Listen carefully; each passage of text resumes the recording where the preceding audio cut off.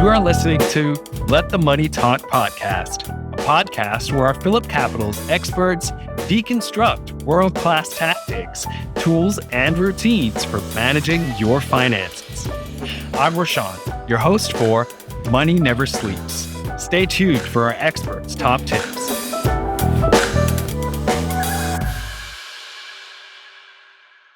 Hi, everyone. Welcome to Let the Money Talk. I'm Rashawn Gidwani, the presenter for Pitch Media. Today, we're going to discuss the secrets to making better financial decisions. And we have a very special guest joining us, Mr. Isaac Fang, to tell us more. Hi, Isaac. How are you? Hi, Roshan. Thank you for having me on the program. Hello, everyone. My name is Isaac, Wealth Manager here at PhillipCapital. Before I begin, so my sharing is purely personal opinion and should not be misconstrued as professional financial consultation advice. Yeah. So today we shall be discussing how we can make better decisions to meet your financial goals. Yeah, let's do it. I'm really excited to know more, and I'm sure the audience is too. So before we begin, could you share a little more about the secrets to making better financial decisions? My pleasure. There are no really secrets behind financial planning. Just that many individuals may not be aware of the multitude of financial solutions available for every financial goal. For example, to achieve financial security, you could look at the term policies or whole life insurance. Similarly, you can choose between endowments or monthly investments to fund your children's education. However, there is no recognized methodology available for individuals to conduct an evaluation of the solutions available. And this makes it difficult to perform a meaningful comparison. Right.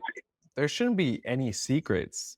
After all, we all need money, and the information is out there if you're willing to look for it, like tuning into this, for example. Now, without a recognized methodology available or in place, rather, where does someone even start? What's the first thing they do, Isaac?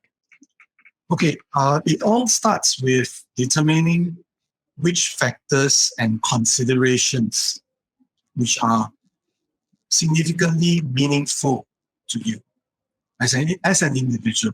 And this really varies from person to person. What is meaningfully relevant?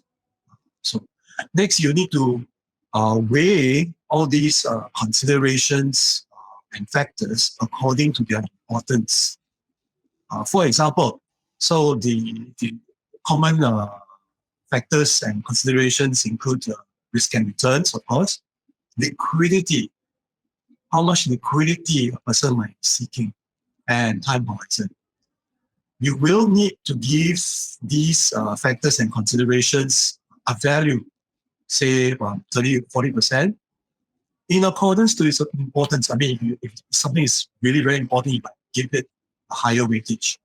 And the sum of all these weightages must add up to 100%. Only then you can provide for a better comparison. Right. Okay, so it depends on where you place the importance on the factors that matter most to the individual. Now, in your opinion, what do you think some of these factors are? Okay, you can definitely use this acronym. It's an acronym, right? RRTTLLU. It's just 4 different alphabets, but double it. I'll say it again. So RRTTLLU, which stands for risk, return, taxation, time horizon, legal, liquidity, and unique circumstances. Why this acronym?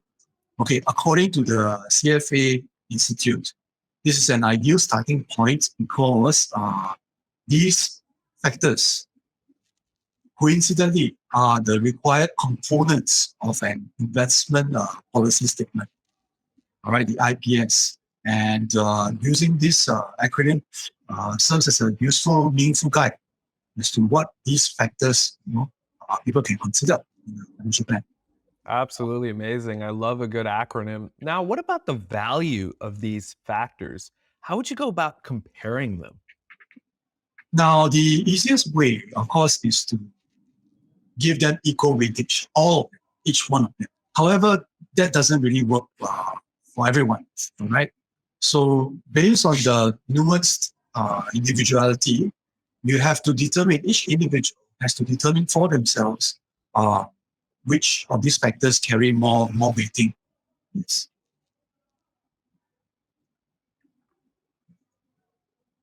Okay. So they have to determine the weightages they assign to each. They have to determine for themselves. Okay, but starting off, of course, equally weighted would be simple. But they have to decide for themselves which of these factors they would like to give more. Right. So, if every factor is given an equal weight, then the best decision will be pretty obvious. Is that so? Yes, once you do a sum product, because for each of these consideration, you need to compare, okay, with the across the plan. All right. So keep in mind the weightages may also change over time. Okay, in the different stages of life, especially when we are approaching retirement, for example, liquidity may be higher concern, so then the weightages change. Okay, and once these weightages change, the outcomes of this comparison will also change. So therefore, the best decision can only be made at that point in time. Yeah, so people need to remember that as well. Furthermore, there are also growing number of alternatives with financial innovation. So over the recent decade, we have seen more robo-advisors, for example. And up till now, we've been so accustomed to choosing only one option. And actually, we can actually combine our top 2 or 3 options to achieve the best outcome. For example, we can combine the whole life and term life insurance, or maybe we can combine the endowment with investment plans to fund the children's education. Blending, in other words, it doesn't have to be either or situation. It can be, ideally equally weighted, then it's 50-50, right? We could say use 40% for endowment and 60% using investment plans, just for example, elaboration purposes. And this can lead to outcomes which would fulfill the meaningfully relevant considerations that we had. Yes. So, so I hope this sharing has been informative. And if you're looking to optimize your financial portfolio, please do not hesitate to contact me at there's a link, bit.ly, talk to Phillip, TTP, Isaac, my name, Isaac. Thank you. Have a great day.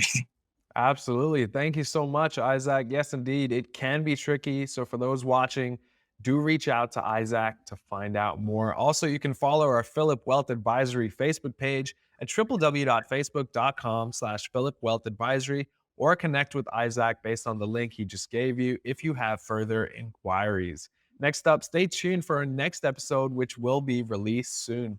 Also, tune in to the Daily Morning Note, Singapore's premier financial news, hosted by me on PhillipCapital's YouTube and Facebook page at 8:30 a.m. weekdays. Till next time, take care. Thank you very much for listening.